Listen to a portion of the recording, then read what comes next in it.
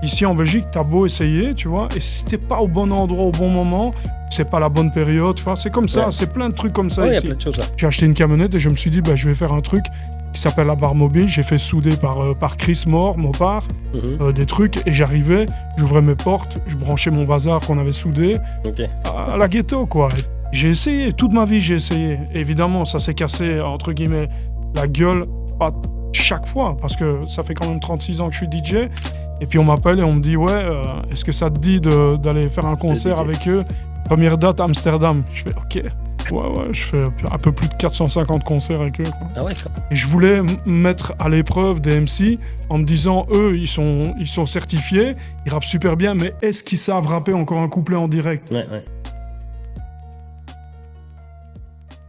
Bienvenue dans ce nouvel épisode de mon podcast. Aujourd'hui, on se plonge dans l'univers du DJing, du hip-hop et de la culture musicale avec un invité qui a marqué la scène belge depuis plus de 30 ans. Il a accompagné les plus grands, il a exploré divers horizons musicaux et a su se réinventer au fil du temps. Monsieur DJ Sonar. Bonjour. Alors DJ Sonar, est-ce que je t'ai bien présenté? Ouais, super, merci. Hein. Ouais. Merci pour la gratitude. Ok. Écoute, tu es une figure emblématique, on peut le dire, du DJ en Belgique. Est-ce que tu peux un peu te présenter rapidement? Je m'appelle Sonar, Jean-François de mon vrai prénom, né à Huy en 72, donc j'ai 52 ans vu la barbe grise. Et voilà, je suis DJ depuis 89, la passion est arrivée vers 88 en été, quand j'étais chez une personne qui avait des platines chez lui. Puis après j'ai travaillé un an, j'ai travaillé et puis après j'ai acheté une paire de platines. Ça a commencé comme ça en 89. Ok. Et tu as travaillé avec des petits groupes locaux ou tu as commencé plutôt chez toi dans ta chambre? Comment ça s'est passé exactement? Ça a d'abord commencé chez moi dans ma chambre, puisque le travail de DJ, c'est un travail d'abord, tu dois apprendre à mixer d'abord, tu vois, à comprendre, acheter des disques aussi, puisque à l'époque, on achetait des vinyles. Ça fait, ouais. On en rachète maintenant, mais on en achetait beaucoup à cette époque-là, parce que sans vinyle, on ne pouvait pas exister. Et puis après est arrivé une personne avec qui j'ai commencé mon épopée hip-hop, on va dire. Et c'était Moumouni Amadou, repose en paix, qui est décédé il y a 4 ans bientôt. Ouais, un ami, ouais. Un ami du Niger, avec qui On j'ai salue fait... son frère au passage. Voilà, qu'on salue Omar, son frère, ouais. Et voilà, et puis après on a commencé tous les deux. Et puis a fait que Moumouni, Omar et toute la famille sont retournés au Niger pour des raisons familiales, etc. Mais ça sert à rien d'expliquer. Et... Là, t'as pris un peu ton envol tout seul à ce moment-là. Et puis après est arrivé un rappeur de Côte d'Ivoire qui s'appelle Bienvenu, qui était pas rappeur, mais qui était poète, qui écrivait des poésies et tout. Ouais. Et puis après, il est passé sous mon aile, et puis après, je suis devenu son DJ. C'était vraiment ton premier groupe, on va dire. Ouais, vraiment. C'est ouais. ça, mais il y a eu des groupes avant aussi, parce que j'étais DJ aussi à Liège, puisque je sortais à La Chapelle, qui était une boîte connue. Le groupe, c'était BNS, c'est ça? Avec Bienvenue, ouais, Bienvenue Sonar, ouais. C'est ça, ouais. Mais avant, il y a eu HPOSI. Ok. Et HPOSI, c'était... Avec Stéphane Aquier. Avec Stéphane Aquier, avec Miguel Mathieu. C'est ça, ouais. Et on s'est rencontrés à La Chapelle. Et puis après, de fil en aiguille, on se voyait le vendredi avant d'aller à La Chapelle. C'est là où j'ai rencontré Djaba aussi, tous les graffeurs, les JNC et tout. Ok. Et puis voilà, ça a commencé comme ça. Hein. Le disque Fidèle au vinyle qui est enregistré chez moi, ce disque, c'était de HPOSI ou c'était après? C'était de HPOSI, mais après, les collectifs, tous les groupes qui tournaient autour du HPOSI, donc Malfrat Linguistique qui est devenu Starflamme après. Starflamme, ouais. C'était Accro dedans, et Monsieur R qui habite à Paris maintenant, enfin, il habite au Brésil maintenant, mais c'était un Parisien, un cousin des deux Baldonnec, pour ceux qui connaissent encore ce groupe-là. Ouais. Et puis, il y avait CQFD qui venait aussi de Charleroi. Il y avait Slidey aussi, qui est toujours là aussi.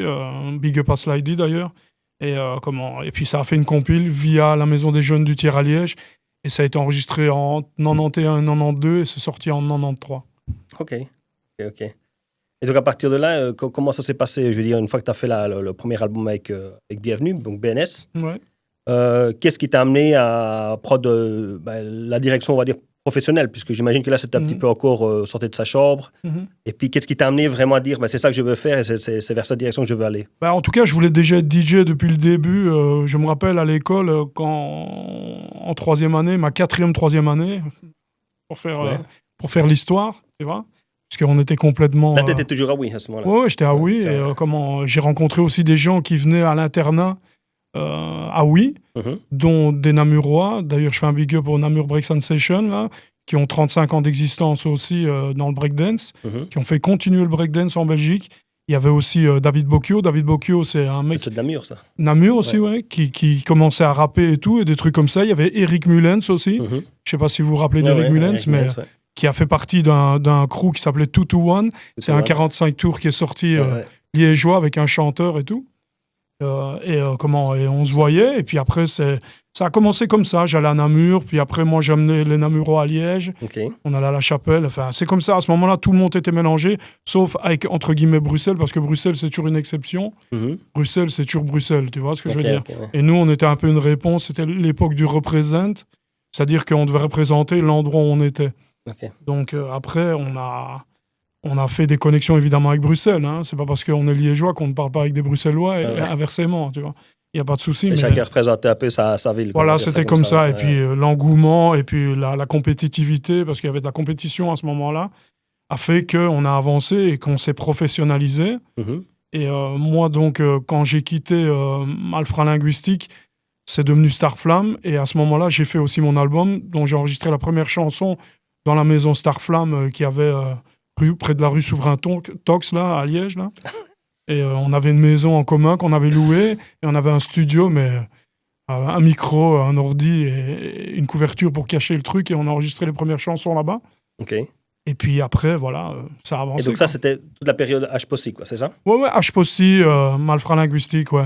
Quand on a sorti une cassette aussi, parce qu'après Fidèle au vinyle, on a sorti une mixtape qui avait, je pense qu'il y avait 3 ou 4 chansons dedans, qui était le pré-album de Starflame, qui est devenu l'album après, qui ne sont pas dedans. Hein. C'est des anciennes chansons, comme La pluie tombe, Dépendant du petit écran, ces choses-là avec Balo et Accro, et Sug aussi. Donc si je dis pas de bêtises, Malfra Linguistique, c'est Starflame à l'envers, c'est ça? C'est pas l'anagramme, j'ai oublié comment on dit. C'est on va dire le alors, Ouais, c'est le truc comme sur les ambulances, tu vois, tu regardes dans un miroir et tu vois... C'est ça, voilà. Ok, parce que beaucoup ne le savaient pas, voilà. Et donc après ça s'est dissous, ce groupe s'est dissous, non? Le groupe je veux dire, il y a eu de Malfra Linguistique à Starflame. Est-ce que tous les membres sont restés ou est-ce qu'il y a eu des... En fait, tous les membres sont restés sauf moi, puisque je suis parti pour des raisons personnelles par rapport au groupe. Et moi, à ce moment-là, j'avais déjà rencontré Bienvenue, je m'occupais de ça. On avait déjà fait quelques chansons et tout. Et puis après, on a avancé sur d'autres choses. Et puis eux, en fait, sont devenus Starflame suite à une compilation.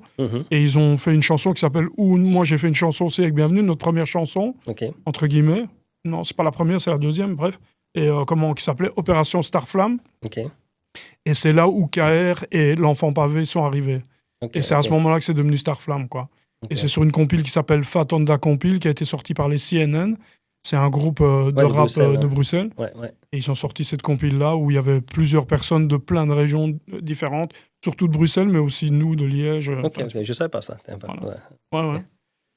Et donc après ça, qu'est-ce qui s'est passé? Donc tu as fait BNS et vous avez fait un album, c'est ça? On a fait un album et je le faisais pendant que j'étais... En fait, je suis devenu DJ d'un groupe cubain. Et en fait, c'est dû... c'est aussi des accidents, comme on en parlait tout à l'heure, là, avec vos bureaux et tout, tu vois. C'est le manager, en fait, le groupe qui a formé... Le mec qui a formé le groupe Orichas, c'est un Liégeois. C'est un mec qui habitait au-dessus de chez Caroline Musique, pour ceux qui s'en souviennent. C'était un magasin de disques qui avait rue de l'Université. Et il s'appelle Laurent Rodriguez. Et lui était une personne qui faisait des interviews pour un magazine espagnol. Et on lui a demandé d'aller faire un reportage sur quelque chose qui était atypique, c'est-à-dire un groupe de rap cubain. Et comme les Cubains sont communistes, c'était pas commun. Donc lui est allé à l'ambassade d'abord. Et il est tombé sur une personne et on lui a posé des questions, évidemment, à la communiste, hein, parce qu'on ne laisse pas rentrer n'importe qui à Cuba, même sortir. Et il a dit oui, j'ai entendu parler d'un groupe, ça s'appelait El Amenaza. Et c'est le pré-Orichas. Il s'appelait comme ça avant. El Amenaza, je savais pas, Et ils étaient 4. D'ailleurs, sur la première pochette, on en voit 4. Il y en a un qui est parti à ce moment-là parce qu'il s'est passé des trucs et j'étais pas encore là. Et donc, ils sont tombés sur une dame. Et en fait... arrive ce qui arrive, c'est que la dame, c'était la maman de Yotuel. Donc Yotuel, c'est le plus musclé, le plus basané d'Orichas. Ouais. Et il a fait, ouais, moi je peux vous les faire rencontrer et tout, on va vous donner les papiers, allez-y et tout. Et donc ils font rencontrer... il est allé à Cuba, Laurent, et puis après il a rencontré le groupe, il a fait son papier, il est retourné, et il est retourné par Paris. Et quand il est retourné par Paris, il a un ami qui avait fondé le label Source, qui a sorti Ragasonic, plein de choses comme ça. Et le mec râlait parce qu'il était allé à Cuba, parce qu'il est fan de Cuba et il ne savait pas y aller. Et donc, qu'est-ce qu'ils ont fait? Ils sont allés manger à un club cubain qui est à Pompidou, qui existe toujours, derrière Pompidou, là, et où il y a des gens qui viennent chanter avec un orchestre, la chanson cubaine, quoi. Et comme par hasard, c'est comme ça, c'est que des accidents. Le soir où ils y vont, il y a un chanteur qui arrive, et en fait, c'est Roldan. Et Roldan, c'est le chanteur d'Orichas qui est venu, tu vois, qui est devenu après. Ils se sont dit, quand ils ont vu, si on met ensemble les trois, plus le chanteur, on fait un groupe de malades.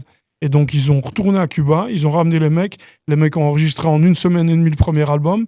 Et ça va enregistrer où? Ça, ici en Belgique ou... Non, en France, en fait. Et en fait, le mec qui a produit les sons d'Orichas, le premier album, Allo Cubano, ça s'appelle, c'est le mec qui a fait le premier album de Passy.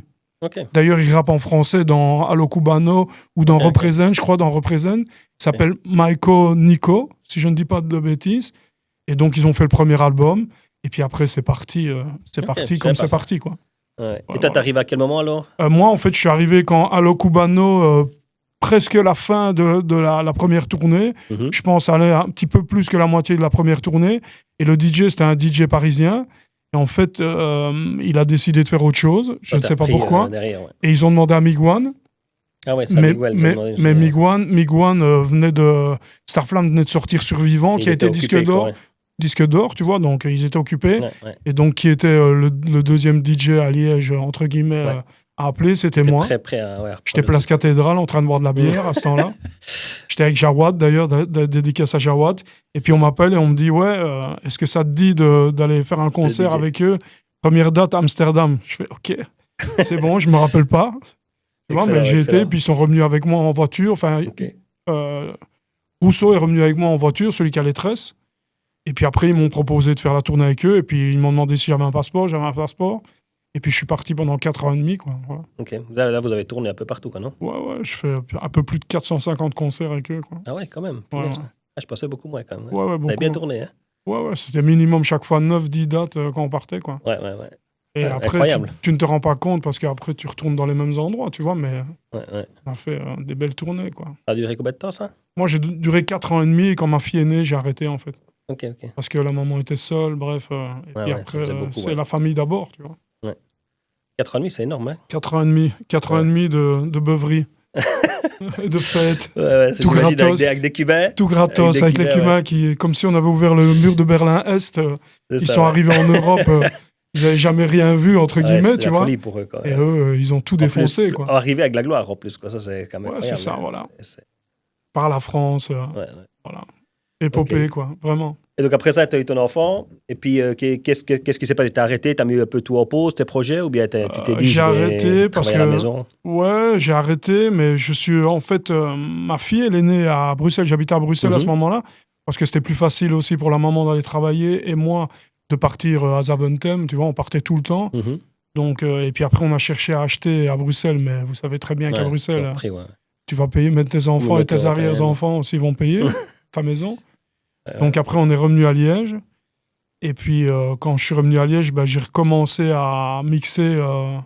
Moi, ma base, c'est mixer, quoi. C'est-à-dire faire des soirées et faire danser les gens. Ça a toujours été ça et ce sera toujours ça. D'ailleurs, là, maintenant, c'est ce que je fais encore. Et puis après, ça a évolué vers d'autres groupes. Avec Bienvenue, ça s'est arrêté. Avec Orichas, j'ai arrêté parce que mon enfant est arrivé. Et puis après, ce sont arrivés d'autres artistes... parce que évidemment, il n'y a pas beaucoup de DJ en Belgique qui faisaient des DJ comme ça, des DJ pour des groupes. À l'époque, il n'y en a pas beaucoup. Hein. Et donc, c'est pas qu'on était partagés, tu vois, mais on a fait des groupes avec des gens qu'on apprécie, quoi, tout simplement. Et c'est à partir de là que tu as commencé Scalator ou bien c'était...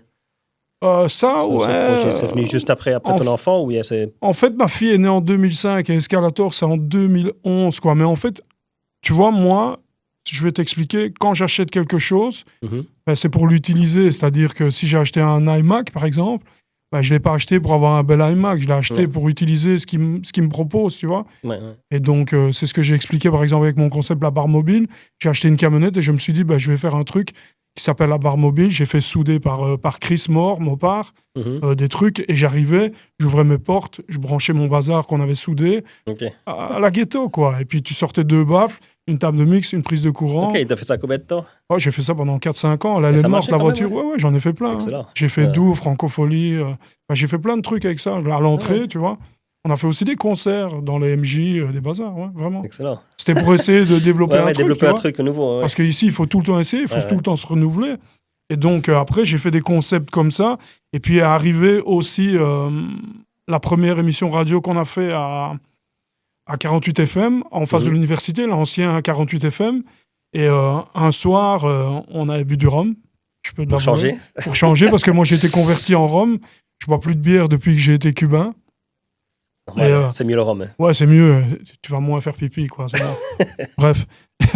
Et comment, tu vois. Et donc, un soir, on invite Dante, pour le citer.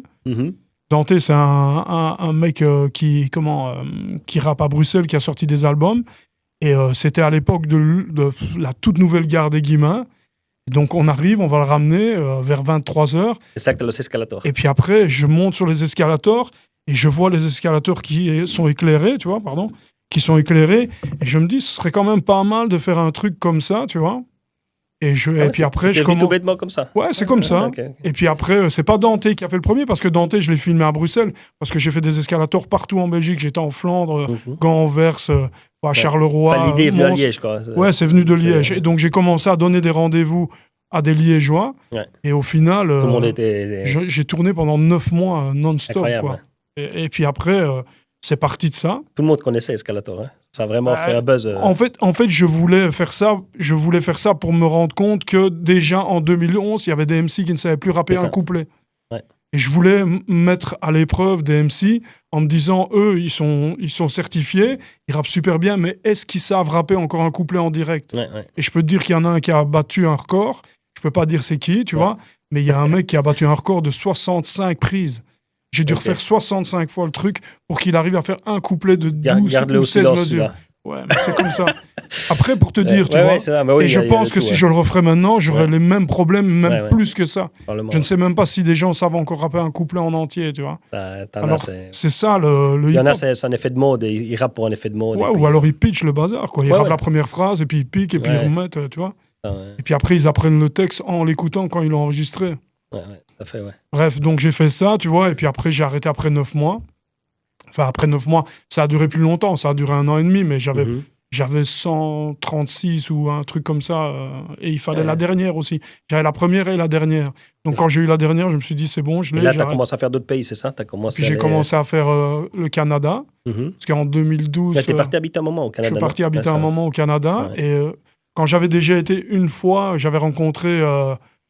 un frère là, qui est devenu vraiment un frère, il s'appelle Chuck Hendricks. Là, il vient encore de sortir un projet, tu vois. Et les Canadiens, tu peux aller dormir chez eux. Ouais, c'est un autre monde. Tu vois, quand tu pars, ils te râlent dessus en te disant « Ouais, pourquoi tu pars ? Tu peux rester chez moi encore 1 an ou 2, tu vois ce que je veux dire ?» Et donc, après, je l'ai rencontré dans une radio qui s'appelle CISM.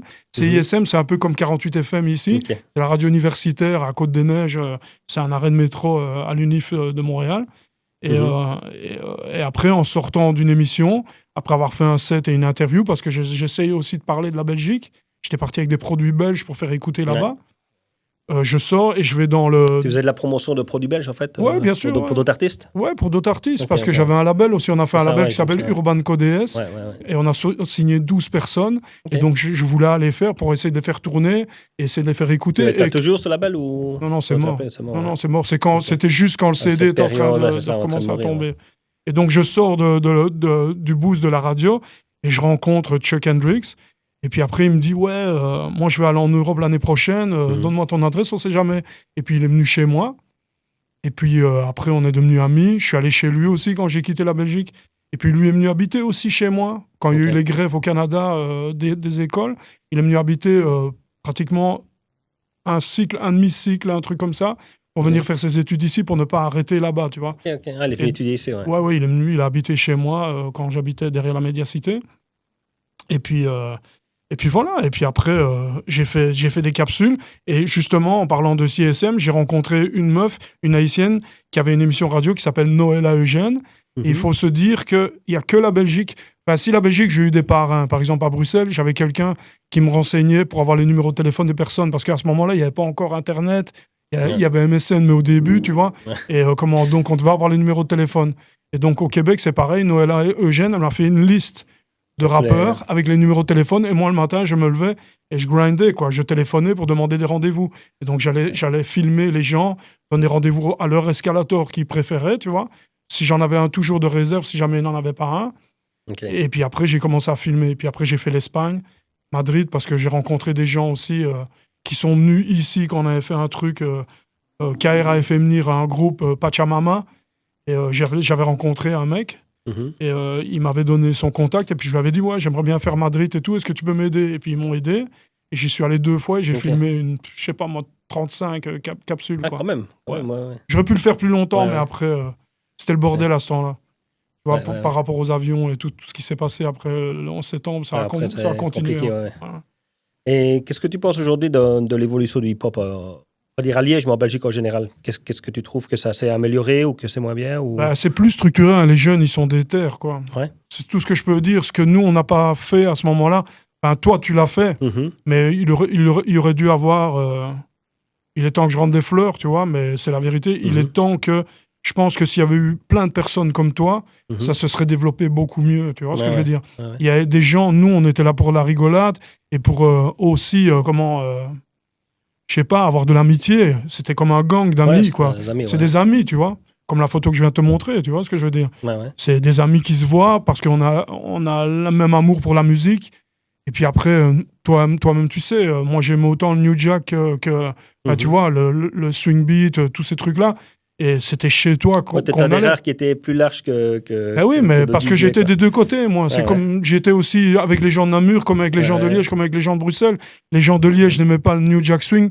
Tu vois, à part Fabrice, qui aimait ça parce que c'est un Fabrice, il est afro. Qui va venir d'ailleurs nous rejoindre le mois prochain. Là. Fab 74, qui est à Détroit pour le moment. Là. Ouais, exactement, ouais. Et et donc, on venait chez toi pour entendre ce genre de choses. Et puis après...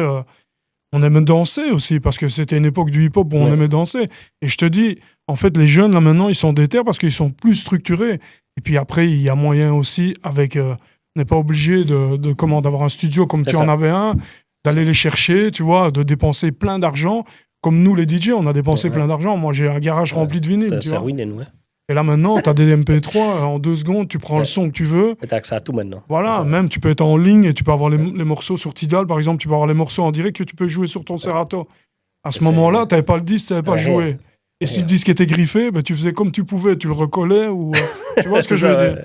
On a la cabine téléphonique aussi, tu vois. Mais ça, ils n'en peuvent rien, c'est leur époque. Non, mais c'est génial. Il y a aussi quelque chose qui est négatif dans cette époque, c'est que, enfin moi, c'est ce que je pense, tu vois, c'est qu'il y a un amalgame maintenant comme plus qu'avant, c'est-à-dire que tout se ressemble, entre guillemets. Et si tu ne fais pas cette recette-là pour être connu, entre guillemets, pour percer, tu ne sais pas avancer. Mais... Je pense qu'on est un peu inondé dans la production. Tu vois, il y a trop de production. L'avantage qu'ils ont, c'est qu'aujourd'hui, tu achètes un ordi à 300 balles et tu sais faire ta musique. Et on peut mieux découvrir les talents. À l'époque, si tu n'étais pas dans le réseau, tu n'avais aucune chance d'être reconnu, quoi. Mais aujourd'hui, avec 300 balles, tu bases quoi que ce soit, tu fais quelque chose. Tu vois. Donc, on voit plus de talent, mais en même temps, on est plus inondé de tout. Tu vois, de bons et de mauvais talents aussi. Quoi, tu vois. Et donc, mais excuse-moi, mais ce qui m'étonne le plus, c'est que c'est la connaissance des jeunes maintenant, alors qu'ils ont accès à tout. Tu vois ce que je veux dire? Nous, on devait aller chercher des magazines. Je suis pas en train de faire le vieux, je relate. C'est comme si j'étais un mec qui écrivait un texte et qui relate, tu vois. On devait aller chercher des magazines, on devait aller dans des soirées pour rencontrer des gens. Il n'y avait rien, on devait faire tout ce qu'on pouvait. Là, maintenant, ils ont tellement d'informations que des fois, j'ai l'impression que... Mais peut-être que maintenant, ils n'ont pas ils ne valorent pas, tu vois, l'information qu'ils ont. Ils ne se rendent pas compte que ça vaut de l'or. Et à l'époque, on aurait pleuré pour avoir cette info, quoi, tu vois. Bien sûr. Et puis après, ils ont une formule. Et puis, ils utilisent cette formule. Et c'est souvent comme ça dans le monde pour n'importe quoi, tu vois. C'est à l'usure, quoi. C'est-à-dire que tu utilises une formule, et puis quand elle va plus fonctionner, ils vont aller voir ce qui fonctionne, et puis la ressucer jusqu'à la moelle, et puis après, ça va recommencer. C'est du moment. Toujours comme ça, quoi. Toujours comme ça. Mais à un moment, évidemment, et je ne peux pas ne pas parler d'un de mes amis à Bruxelles, qui est le Fit It King. Le Fit It, c'est ça, c'est les casquettes comme ça. Et en fait, il s'appelle DJ Shem, tu vois, pas Shem comme Shem, mais Skem.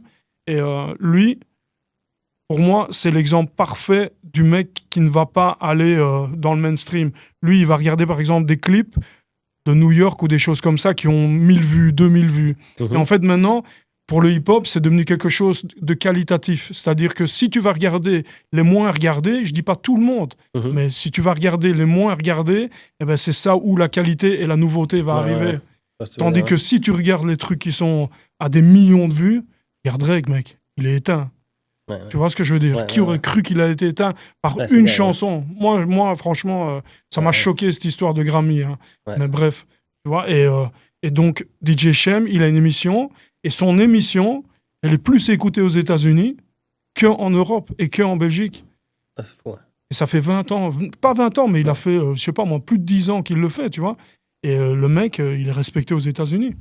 Et il fait partie aussi d'un nouveau mouvement qu'il y a peu de gens qui connaissent, mais je pense que dans le hip-hop, il y a des gens qui connaissent, c'est les low life. Et les low life, c'est la suite du hip-hop, c'est-à-dire de la philosophie hip-hop. Mais c'est tous ceux qui s'habillent en Ralph Lauren.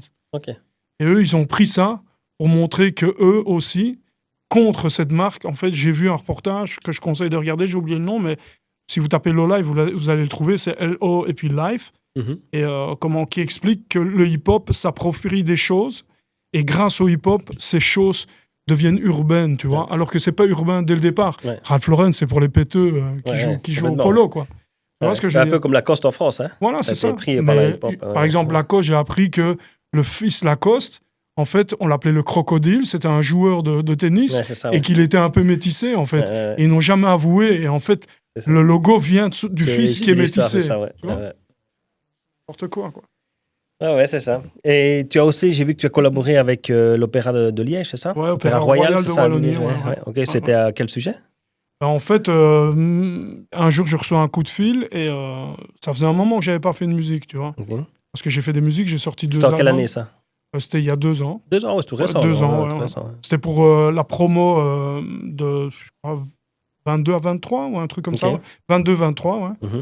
Et je reçois un coup de fil, et une personne qui ne m'est pas inconnue, tu vois, elle me donne un rendez-vous à l'Opéra, elle me demande, elle me dit, ouais, voilà, on aimerait que tu fasses un truc DJ, mais pour faire la promo de la saison, tu vois, 2022-23.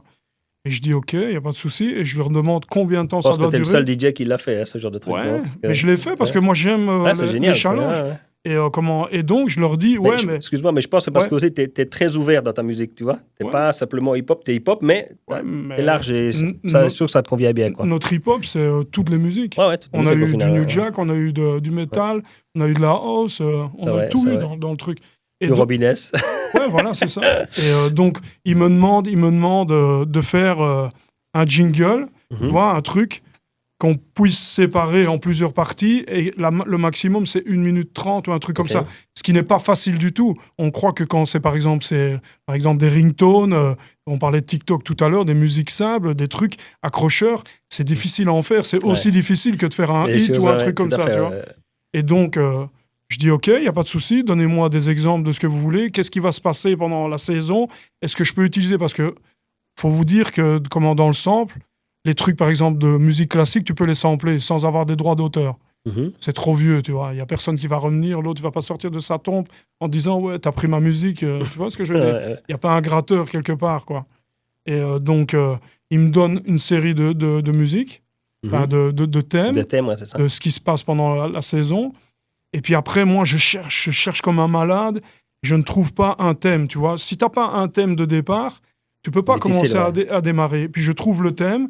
Et dans le thème, en fait, je me dis, qu'est-ce que je vais faire? Je vais utiliser ce thème-là et je vais le diviser en 3 parties. C'est-à-dire que le thème va certainement peut-être revenir dans 2 ou 1 partie, mais je vais quand même prendre la même batterie, qui va être le thème aussi, parce que je voulais amener un rythme. Parce que ce qui amène le rythme... dans la musique classique, il n'y a pas de batterie. Et donc, je voulais amener ça. Et ce que j'ai fait 4 blocs. Et les 4 blocs, je pouvais les additionner comme j'avais envie. Mais je les ai additionnés comme je les avais envie, avec un début, une fin et tout. Et quand j'ai été porté, ils m'ont dit direct, ouais, il n'y a même pas besoin de changer, quoi. Mais j'ai travaillé pendant presque 5-6 jours non-stop dessus, tu vois. Et donc, après, ils m'ont juste dit, ouais, est-ce qu'on peut les avoir séparés? Je les ai donnés séparés. Comme ça, ils avaient des 25 secondes. Tu vois mettre ça un peu... et puis ils avaient le complet. Et puis après, ils ont pris mon truc, voilà. Et tout. Mais malheureusement, la Belgique, ça n'a rien amené. Ouais. C'est le même problème, Voilà. Tu as beau faire pour le... C'est connu dans le monde, cet endroit.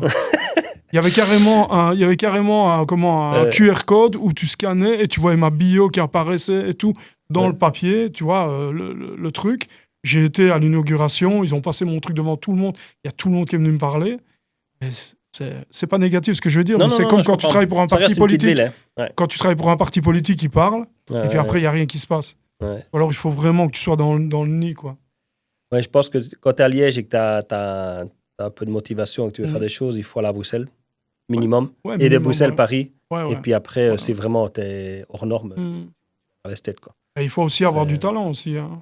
Je veux dire que, tu vois, après, là maintenant, il y a des fois où je me rends compte, par exemple, tu vois, par exemple, moi, ce que j'aurais aimé faire, par exemple, dans ma vie, c'était, par exemple, mettre sur des reportages des musiques. Je trouve que c'est vraiment important, quoi. Et des fois, quand je regarde la télé, c'est seulement maintenant que c'est en train d'évoluer. Je dis pas qu'ils mettent du rap ou des bazars comme ça.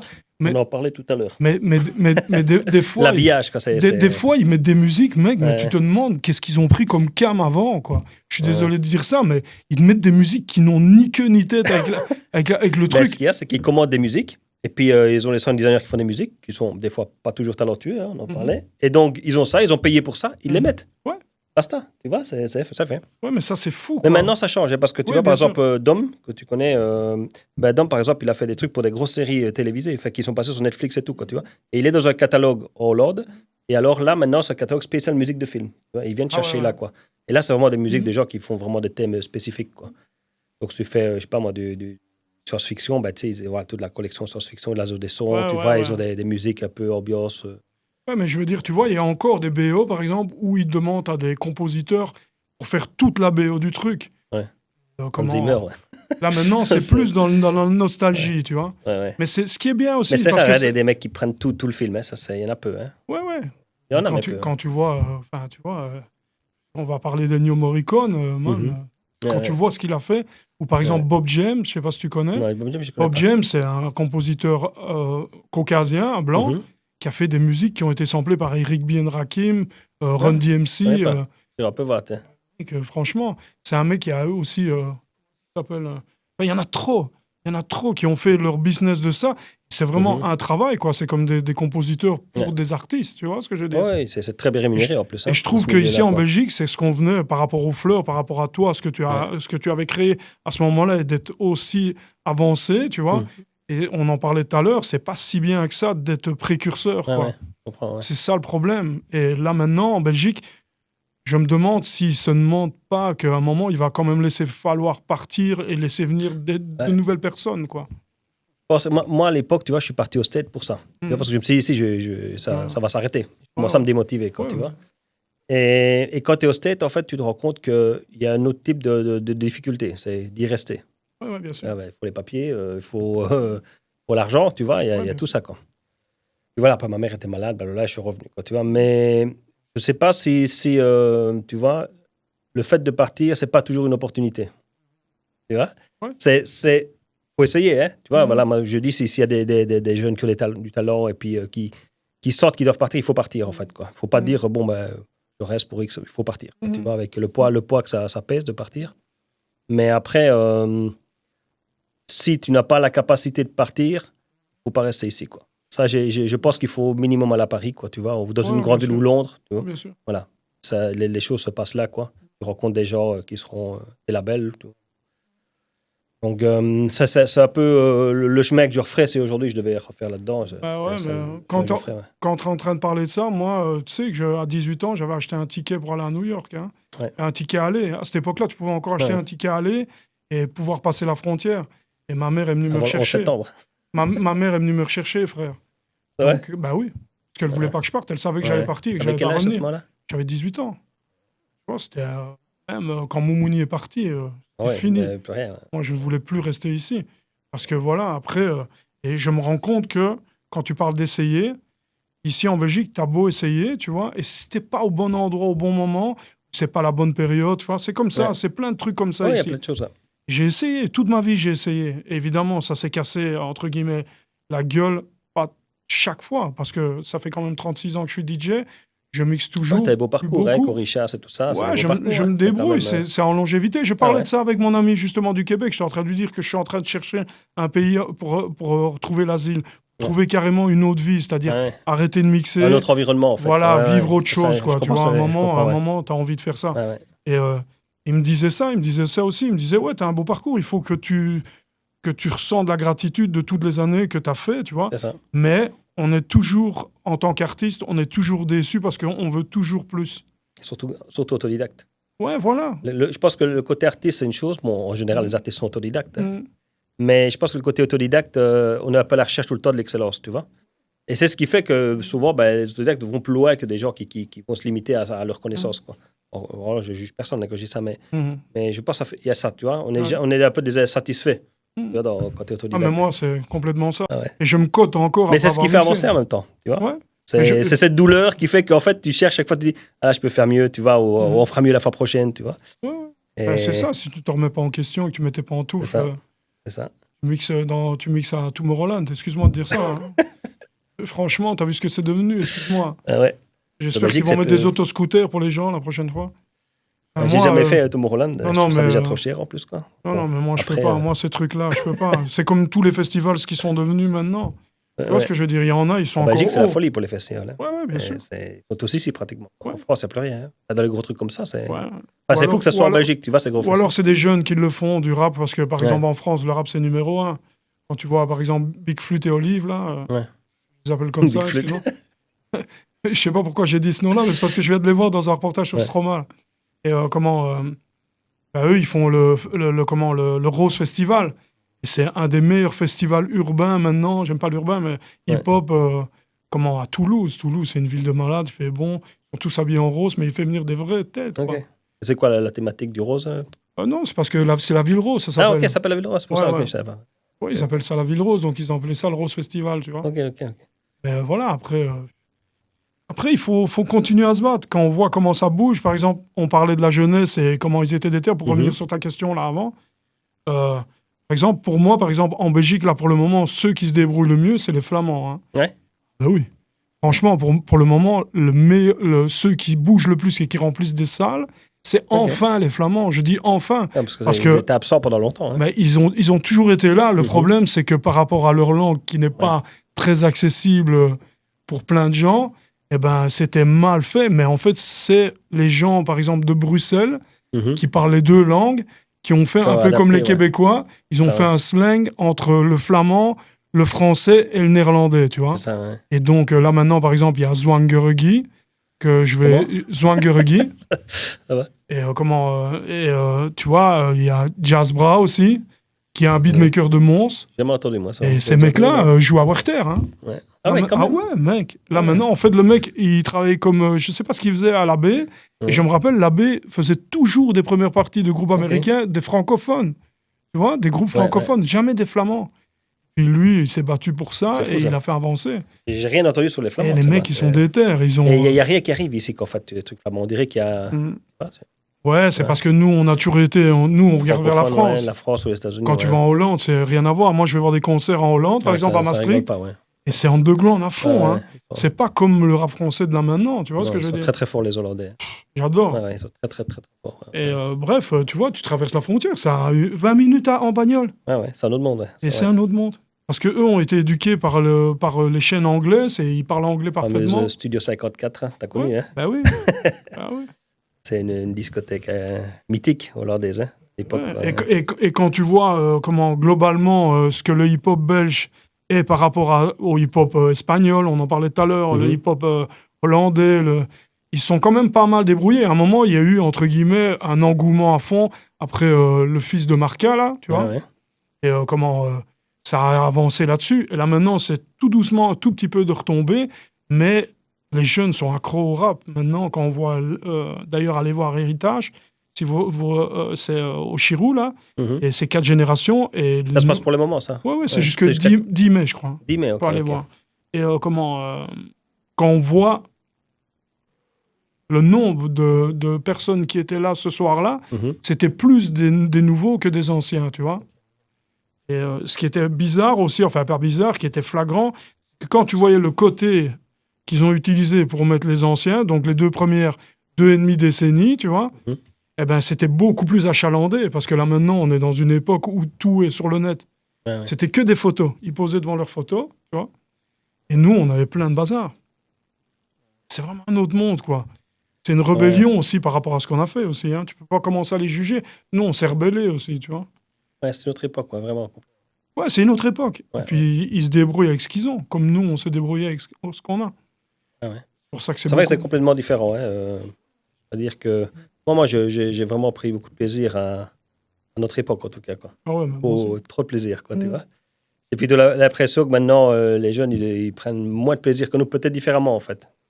Les drogues sont différentes. Ouais. Franchement. Ouais. Fentanyl, c'est pas le temps.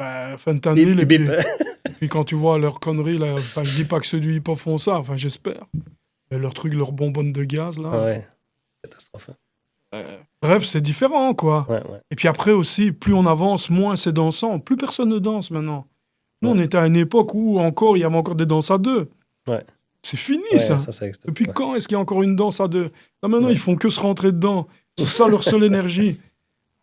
C'est bien de faire des pogos, mais faites des pogos en vous tapant dessus, alors, tu vois. Je sais pas, nous, on venait des pogos où... Dans un pogo, tu ramassais des pêches. Hein. C'est vrai, c'était pas... Ça se faisait pas, quoi. Je sais pas, après, je suis pas nostalgique, hein. Moi, je m'en fous, c'est comme ça. Un petit peu, ouais, quand même. Hein. Non, mais c'est normal, c'est une belle époque. J'ai 52 ans, quoi. Ouais, c'est une belle époque. Hein. C'est quoi tes projets pour le futur, maintenant? Trouver l'asile. Trouver l'asile, tu veux partir? Franchement, j'aimerais bien trouver une solution aussi pour tout ce que j'ai. T'as déjà j'ai. des pays Amérique latine, je pense. Amérique latine, quoi. Il fait chaud. Hein. Quel pays? No sabe. Todavía no sabe nada? Non. Ok. Mais c'est ça. Parce que j'aimerais trouver aussi un endroit où quelqu'un pourrait utiliser tout ce que j'ai gardé depuis 35 ans. Ouais. Et ça, en Belgique, on n'est pas encore prêt. Tu vois, aux États-Unis, ils l'ont fait. Bataille, il a donné ça... Prends lui comme exemple, mais voilà, il y en a plein d'autres. Ils n'avaient plus d'argent assez pour louer un endroit pour garder leur disque. T'as combien de disques maintenant? C'est pas beaucoup, mais lui, c'est normal. C'est quoi, pas beaucoup pour un DJ? Je sais pas, moi. J'ai... 300, 400 disques? T'es con? Vas-y, fais-nous peur. Bah, c'est en dessous de 10 000, peut-être. Hein. En dessous, ça. Ouais. C'est pour ça que je voulais que tu le dises, parce que les gens ne se rendent pas compte. Quoi. Ouais, mais il y en a encore plein chez ma mère. Ma mère a 86 ans. Miguel aussi, il en avait beaucoup, non? Non, Miguel, il en a beaucoup plus que moi. Ouais. Ah ouais, Miguel, son travail, c'est vendre des disques. Ouais. Là, il a toute sa maison, il ne sait plus rentrer chez lui. Il est toujours ici à Saint-Léonard, là? Ouais. Quand j'étais chez lui, sa mur était tapissé de disques. De toute façon, tu ne peux plus rentrer chez lui. C'est un entrepôt chez lui maintenant, oui, puisqu'il je crois, il n'est pas marié, mais il est en couple, il a un enfant et tout. Donc lui, c'est ça. Mais après... Qu'est-ce que je vais faire? J'en parlais avec mon fils, il râle maintenant. Quand je lui dis ça, il me dit « Ouais, c'est parce que tu vas te casser et tout, que tu me dis ça. » Je lui dis « Est-ce que tu veux mes vinyles ?» Il me dit « Ouais, je les veux bien et tout. » Je lui dis « Mais est-ce que tu te rends compte du truc? Quand tu déménages, c'est pas une camionnette, c'est 3-4 camionnettes remplies. » C'est la folie, ça. Et c'est un semi-remorque même, hein, pratiquement. Ouais, un semi, à mon avis. J'ai gardé des archives papier, j'ai tous les flyers, j'ai des cassettes vidéo, si on en parlait tout à l'heure avec tes collègues. Ouais. J'ai enregistré... on est de l'époque pas de YouTube, quoi. Donc, si tu voulais regarder, on avait des cassettes vidéo. J'ai franchement, entre 5 et 600 cassettes vidéo avec des clips, tu vois, et ça ne sert plus à rien. Ouais, ça serait bien de la sortir quand même, en digital. Hein. Ouais. Petite compilation. On a oublié la vitesse de la bande, mec. Hein. Rien que de rebobiner une cassette, tu te rends compte que tu as le temps d'aller... Mais ça laissait respirer, tu vois. En studio, à l'époque, maintenant, tu es dans Pro Tools, tu travailles, et puis tu lances une session, puis tu écoutes en boucle, et puis tu n'as jamais de temps de repos. À l'époque, tu vois, tu travaillais, il faut rebobiner. On parlait. Qu'est-ce que tu en penses, tu vois. Et donc ça permettait aussi de souffler au travail, tu vois. Alors que maintenant, il n'y a plus... À 8 heures, c'était... on est dans la fast life. Hein. Ouais, ça va super vite. Hein. Oui, hein, regarde Netflix, tu peux mettre pause pour aller aux toilettes. Avant, tu allais aux toilettes ou tu cherchais un chips quand tu avais les publicités. C'est vrai, la mire à minuit, on avait la mire, c'était fini, il n'y a plus rien à minuit, quoi. Ok, donc tu vas partir et tu vas continuer ta vie de DJ à l'étranger ou... Franchement, je dis ça, je ne sais pas. Je ne sais pas de quoi l'avenir. Je ne sais pas de quoi l'avenir est fait, mais en tout cas, franchement, je te dis la vérité. C'est comme si j'étais il y a 35 ans. Moi, c'est comme si je vivais toujours pas le même jour, mais tous les jours, c'est comme si c'était hier. Il y a 35 ans, c'était comme si c'était hier. C'est pareil. Le seul truc qui va arriver, c'est la fin, tu vois. La fin, c'est comme tout le monde. On part, on arrive, on part. On s'en rapproche d'où. Ouais, voilà. Après, je ne sais pas ce que je vais faire. Franchement, je te dis la vérité. Je continue à mixer parce que j'aime mixer. C'est le seul moment où je peux être dans ma bulle. Sauf quand des gens viennent me demander des conneries quand je suis en train de mixer. Ils n'ont pas compris, tu vois. Ouais. Mais voilà, après, c'est marrant. Hein. Des fois, c'est marrant. Des fois, c'est pas marrant. Où est-ce qu'on peut te contacter si on a besoin de toi? Via Facebook ou Insta. Voilà. Est-ce qu'on tape? DEEJY et puis espace Sonar pour Insta, ou alors Sonar 30, mais j'utilise l'autre plus. Et sinon, le Facebook, c'est Sonar 2 fois avec un espace entre les deux. De toute façon, on mettra tout au-dessus de la... Ouais, voilà. On mettra ton contact au-dessus de la c'est vidéo. là où je trouve des plans, puisque maintenant, on ne t'appelle plus. On t'envoie des messages. Des messages, ouais. Voilà. Et, ok. Voilà. Un petit mot pour la fin, pour les jeunes qui voudraient faire un peu ton parcours, on va dire, quoi. Croire en soi avant de croire en qui que ce soit, comme dirait Rocking Squat, hein, c'est tout. Et puis après, se délester de tout ce que la société nous amène en ce moment de négativité, et essayer pas de s'enfermer, mais de bosser. De bosser. C'est des capsules de temps. Si on reste bien 3h30 aux toilettes sur Insta à troller, à scroller, tu resteras bien 3 heures devant ton ordi à faire du son, quoi. Ou à créer quelque chose. Utiliser son temps correctement. Ah oui, parce que ça file vite, quoi. Le temps, ça file pour le moment, c'est abusé. D'ailleurs, mon fils a 16 ans aujourd'hui. Moi, j'ai eu 52 il y a quelques jours. Les deux vieux sont à table. Ici, nous avons 104 ans sur la table. Word. Voilà, je te remercie, Sonar. Merci d'être passé. Merci d'avoir rejoué sur mon podcast. Moi aussi. Hein. Alors, merci d'avoir suivi ce podcast avec DJ Sonar qui nous a fait le plaisir de sa présence. N'hésitez pas de liker cette vidéo et de vous abonner pour les prochaines vidéos. Et si vous avez une histoire que vous voulez qu'on raconte, n'hésitez pas à nous contacter. On se fera plaisir de vous faire votre propre podcast.